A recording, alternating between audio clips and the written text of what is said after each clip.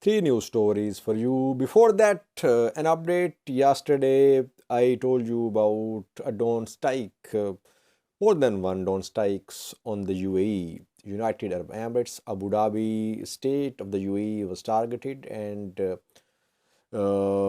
Yemen-based, Iran-backed Houthi fighters have claimed the responsibility of this attack. Now, obviously, it's a reaction against UAE's interference in other countries. UAE is heavily involved in Yemen, but targets were civilian. Uh, a construction site near airport in Abu Dhabi and industrial area in Abu Dhabi were targeted. So that is why drone strikes must be condemned because they did not target military infrastructure. The target was civilian. UAE says that this act will not go unpunished. US has released a statement condemning this attack. Now, three news stories. Firstly, Ethiopian Orthodox Christians are celebrating a religious festival called Timkat. It's a Christian epiphany, a 3-day long festival, and Gondar is the hub of these religious celebrations. Secondly, viewers, we have a statement of Abdu Hussain, who is South Wollo Zone Administrator. If you remember, a few days ago, Abdu Hussain said that Fano was a threat to South Wollo Zone. Then we saw a passing out ceremony of Fano recruits in South Wollo in Dasi. Now, Abdu Hussain has released a new statement about Fano.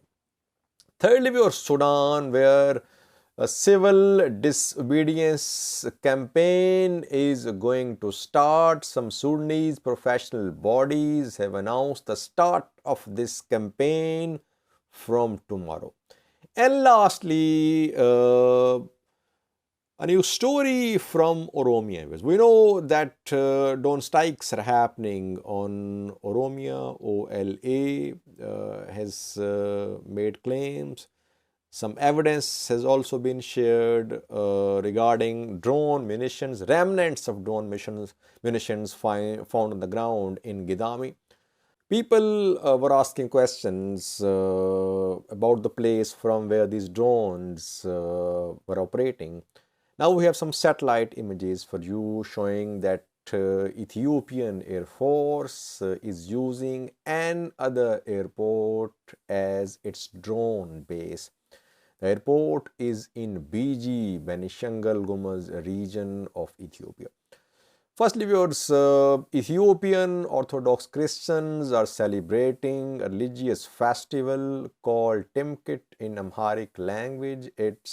This festival commemorates the baptism of Jesus the Christ.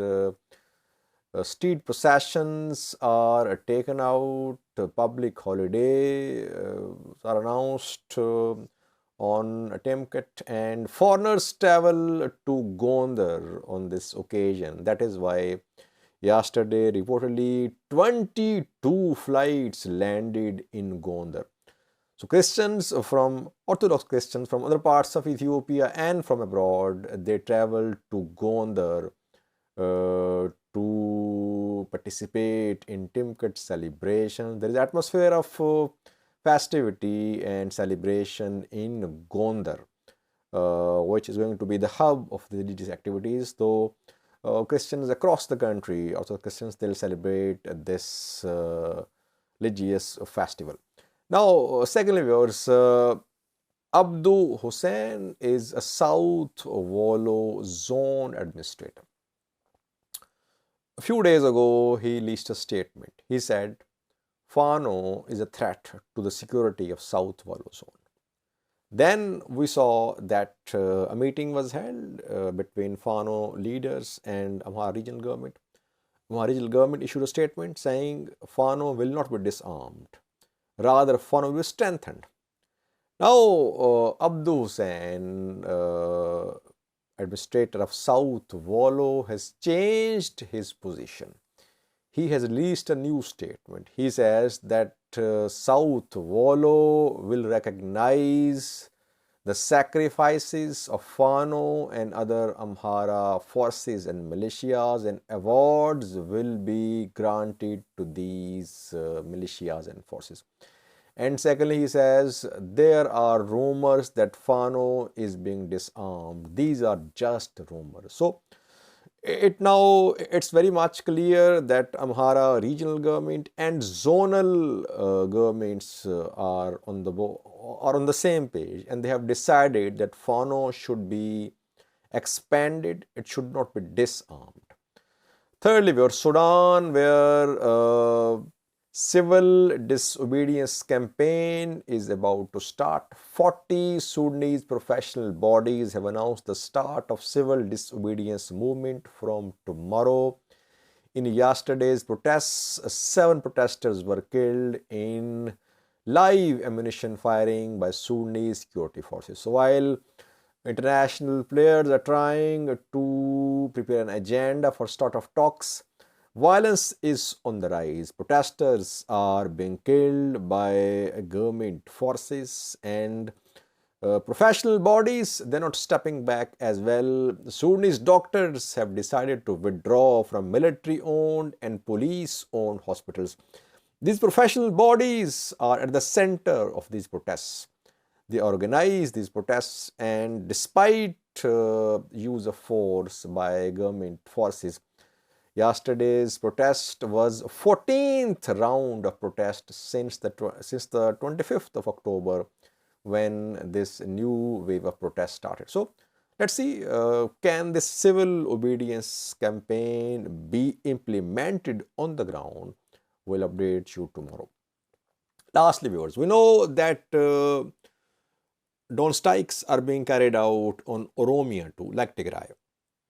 Questions were being asked: which types of drones are being used? Which place is the headquarter of these drones? Where are these drones stationed? Now, some satellite images have been shared by some experts. The images are from an airport in Benishangul Gumuz region. BG has 3 zones: Kamashi, Matikal, and Asosa. You can see an image on your screen, a satellite image. The image is from Asosa airport of BG, Benishangul Gumuz. Here, 2 new hangars have been constructed within the past few weeks. And experts say that these new hangars are for Iranian Muhajir 6 drones.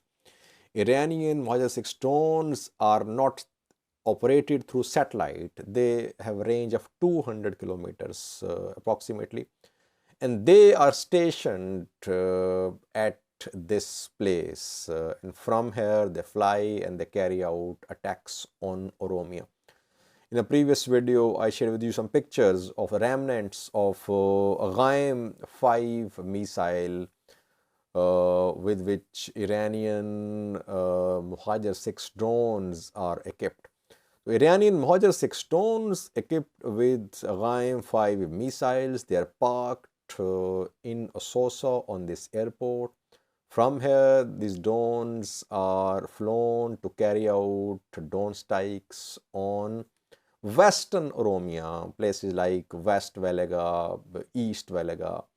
Here, drone strikes are being conducted from BG, Benishangul Gumuz region, which shares border with Sudan as well. Thank you for watching.